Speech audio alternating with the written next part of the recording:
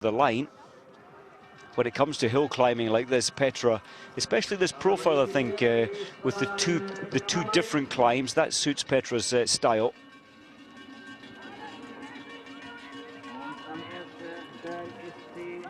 Very quick in qualifying. She looked very quick. Took 4 seconds out of everyone in the first round, which seemed unnecessary exertion of energy, Mike. We'll see as the day goes on whether that will catch up with her, but there's no doubt that her form is getting better and better. She needs a good run today to get herself back into contention. Over the top she goes in 1:13.5. And making it look very, very easy, Petra Maric. This is quite a tough left-hand turn. You're carrying a lot of speed down there, about 40 kilometers per hour, maybe 45. But Petra just easily taking the corner now up into the next climb. Yeah, that stumble from Procházková played into the hands of Petra Maric, because suddenly the gap went from a couple of meters to 4-5. Number 7, that is Ingvild Flugstad Osterberg of Norway. Wouldn't like to be signing her checks. Natsumi, I thought Natsumi would be moving up into second. That's Procházková still second place. Yeah, very close for second place. This is really a race for second place as Petra Maric storms her way to the top of the second climb. 2:10, 2:11, 2:12 on the clock at the moment, and a time of 2:32, pretty much average for the knockout races. Look at this. Now, what would you do if you were Maric? Surely you'd have a quick look over the shoulder. I know she's probably been trained not to do that, but she needs to be aware of what she has to do. She can save herself down the home straight. I'm very surprised. We very, very rarely do we see a lead of 75 meters coming into the home straight. It's incredible. Yeah, it's worth nothing, worth absolutely nothing. The time ticking by. It's not a particularly quick time. 2:52, wasn't it, for the women's first round heats? Maric is going to be quicker than that. 2:51.4. She's miles ahead. Well, and sending a message maybe to Kowalczyk. Well, that was almost the victory salute for the whole sprint. I think she is that confident. She knows that she can match up alongside Saarinen, Kowalczyk in the final, and I think that she thinks she can do the same. Well, Maric, Kowalczyk in the final, that is going to be some matchup. And of course, don't forget Saarinen. She's looking good, and she looks as though she wants to win this one. Can Charlotte Kalla do anything against the might of those two? I think she can. Charlotte Kalla looked so smooth against Kowalczyk in the previous heat, and maybe she's playing the sensible game, saving the energy for when it really matters. But Petra did make this look like an easy training session. Good skis, I don't have any doubt. She pulled away on the final downhill section, as well as pulling away on the uphills. But she's back to that sort of form where she enjoys racing. It was a disastrous finish to last season with that crash out in Whistler, where she skied into, almost skied into a ravine. Got away with a couple of cracked ribs, but it could have been so much worse. But it did put pay to the end of her season. So Maric 2:51.4, Procházková 4.4 seconds behind.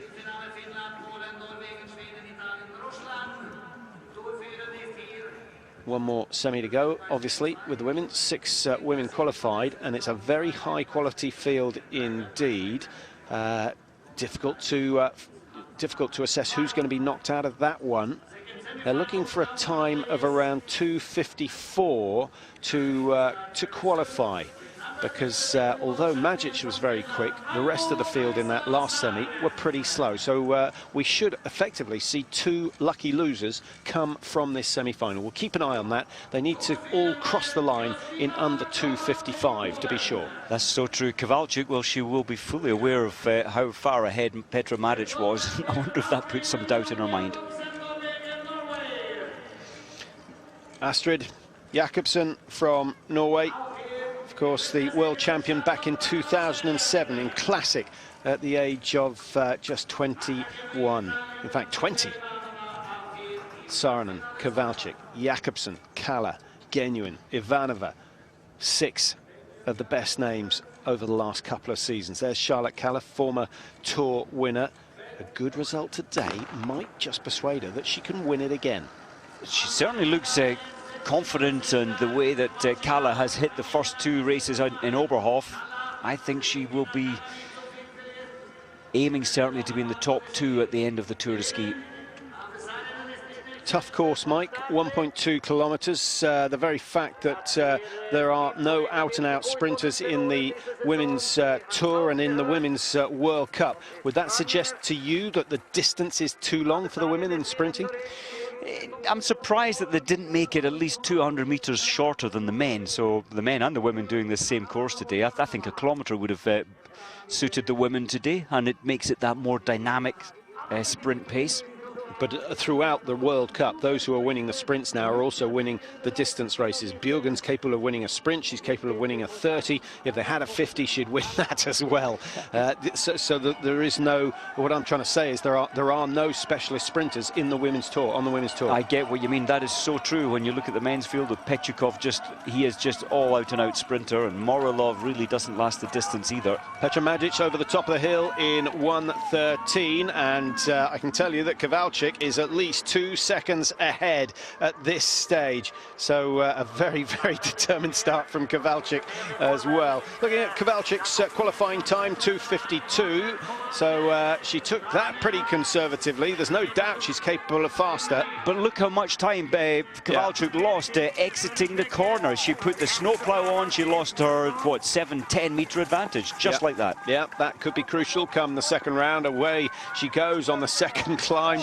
Just loves climbing. She's just running up that hill, Patrick. There's not much ski slide forward. It's just a bounding action.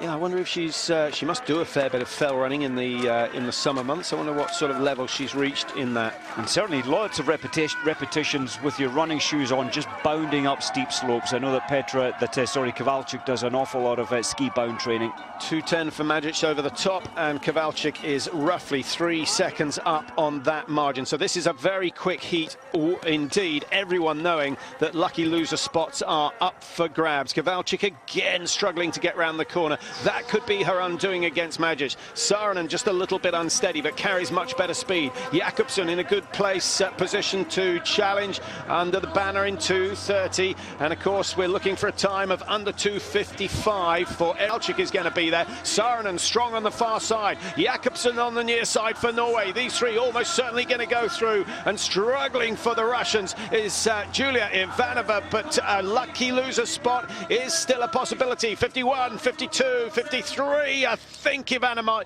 might just have missed out. It's going to be very, very tight.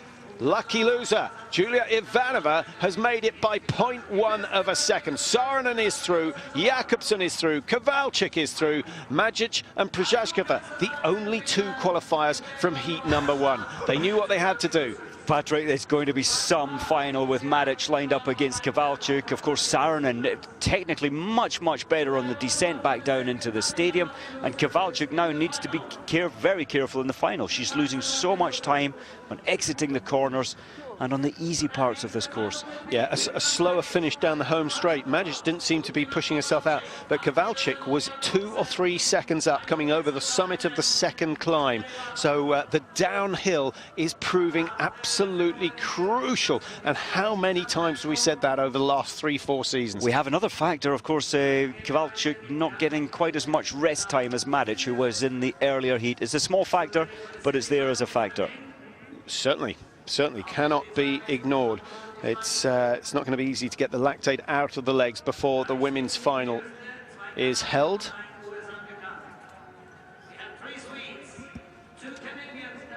From the women's semis, we go straight on to the men's semi-final, and an interesting lineup for the first. There's Johnson on the far side, Devon Kershaw for Canada in red and white, wearing bib number 1. We've also got Marcus Hellner and Jesper Modin from Sweden, so possibility of a bit of Swedish teamwork, but the Canadians with Kershaw and Harvey might be able to just come up with their own tactics. The only man on his own is Andrew Newell, but he'll probably team up with the North Americans, so could have a very, very interesting encounter here. Out of the two heats, Patrick, the next heat, there's Daria Kolonia, Östersund, Petrikov, Morozov, Legkov and Yaparov. So 4 Russians in the next heat. So how do you think the Russians will feel about that? 4 getting through to the semi-finals. They're all on the same semi. It's going to be interesting. I think it might help them keep the pace way high to improve on the winning time of this one. Andrew Newell, well, he didn't do much wrong in his last heat to qualify through to this semi-final. Devon Kershaw, he's certainly got a winner's smile on his face. Happy to get through the semis, but he wants to go at least one stage further. Alex Harvey, great racing, getting better and better every year. And I think when he gets to 25, 26, he's going to be an awesome talent for the Canadian teams. Marcus Hellner in black. Alongside him, he's made to look small by Jesper Modin. Modin, a lucky loser, so I guess you could say one of the outsiders to qualify for the final. What will the tactics be? Well, I think we're going to see Jönsson leading out, certainly up the first climb. Oh, we've got a 4er out of the gate, and it is Andrew Newell of USA. And we said earlier on, Mike, you cannot afford even the smallest of mistakes. That is the worst possible mistake, a tumble coming out of the start gate, because Newell has now got to dig deep to get back in contact with the leading 5. So much frustration now. His only hope is that this thing slows down, the pace slows down, but it's not likely. Well, it's not likely, but he's saved by the fact that it's the first semi. The first semi always tends to be a little bit slower going up the first climb as they play cat and mouse. And if you've got someone who's absolutely confident that they can outsprint everyone else, they tend to get to the front and just slow it down. But that doesn't seem to be the case. Marcus Hellner is going for hell for leather at the moment. Well, Jönsson is trying, but doesn't quite have the turbo that he normally has. Well done to Andrew Newell. He's back, well, in 6th place, but he's back with the pack. And it's cost him. But just looking at Devon Kershaw, this is how he ran his heat earlier. He didn't get too excited up the first climb, and then slowly, and the same with Alex Harvey, they've looked at this course and tried to figure out the best way to bring the best out of themselves. Well, the snow starting to play with the technicians, who are starting to panic in the preparation area. Of course, it might just affect what they have to do to the skis to get the optimal performance. The Swedes seem to have done okay at the moment. Jesper Modin struggling to get his tall body round that sharp left-hand bend. Very, very good turn from Alex Harvey, the number 6 for Canada, and that's gained him some 5 or 6 meters on Hellner. Incredible. Same with Devon Kershaw. He's up there, well, he's in, what, 3rd place? 4th place at the moment, in fact, losing a little towards the top of this climb. Does seem like the Canadian boys have fast running skis. So the all-important final quarter of this race. Hellner so far hasn't done anything wrong. He's kept himself safe at the front. Alex Harvey still well positioned. I think Devon Kershaw just needs to be a little bit careful for Canada, back in 5th place at the moment. He wants to be right on the back of the skis of the leading 3 coming into the home straight. This is going to be the closest finish we've seen so far today. It's very, very good from Sweden. Marcus Hellner has done well. We've also got, of course, Emil Jönsson, who moves to the front. Devon Kershaw's gone with him, and Alex Harvey starting to struggle a little at the moment. And Andrew Newell of USA decided that he's had enough of this. Another little stumble for him. Jönsson takes control, takes the win. Devon Kershaw in 2nd. Alex Harvey has to wait and see his qualifying time, 2:36.1. Is that going to be fast enough? We'll wait for confirmation on that. And then Marcus Hellner might down in 4th. He said today he wanted to get through to the semis. He's done that. He'll pick up a bundle of bonus seconds for his efforts, but he's not an out-and-out sprinter, but he has to be reasonably happy with the way things have gone. I think he'll be delighted. Andrew Newell, it's just everything's gone wrong for him today in this semi-final. Yeah, fell at the start, fell at the finish. Yeah, I don't think he's fallen twice this year, but he's managed it twice in one heat, and I don't think there was anyone to blame. He tried to come around the outside, a couple of skating steps which were a mistake as opposed to intentional, but they cost him dearly, and he has gone down. Jönsson really just played a low profile on that one. He did. I thought he would try and lead the whole thing, but he didn't. He let his teammate do that, Marcus Hellner, and I think it's been the downfall of Hellner to try and lead so early on. 4th position at the moment, might not get through. Yeah, maybe Helena thought my only chance of getting through is a fast time. 2:35.7. It is some 3 seconds slower than we saw in the the knockout heats, the first round of the men. So it was not quick.